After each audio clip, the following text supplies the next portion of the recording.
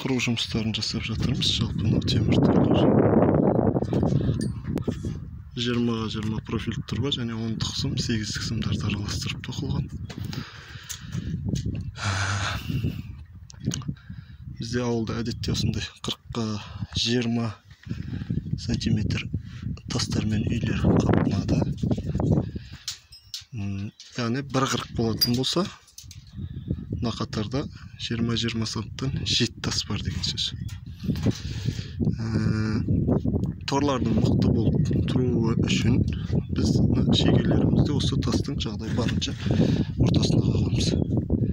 Шетіне түсіп қалатын болса, ол ұрған кезде тығыздылықпен тасты жарып жіберуі мүмкін. Сондықтан да оның өлшемі былай болады. Яғни мына жерде 20 сантиметрде бір тас тұр деп есептейміз. 20 сантиметрде екінші тас тұр деп есептейміз. Сол екінші тастың ортасына қағылған шеге.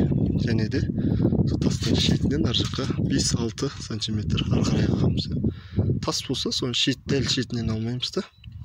Шетінен тесіп отқанда ол мынақты жарып жіберуі мүмкін. Сол себептен 5-6 сантиметр арыдан қағамыз. Және де шегені қаққанда былай, стенкі ғой, стенкке тік алмаймыз да. Тік алған жағдайда да ол жарып жібереміз. Сәл уже шегені былай тасқа қарай қиғаштап қағып аламыз. 4 шегені қағып алғаннан кейін решетканы апарып орнына қойып айналдырып мықтап дәнекерлейміз.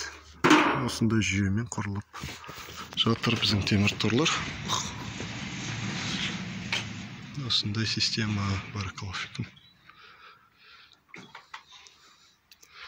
Арнамызда темір торлардың қалай жасалатын жүйесі бар. Қарып пайдалансаңыздар болады.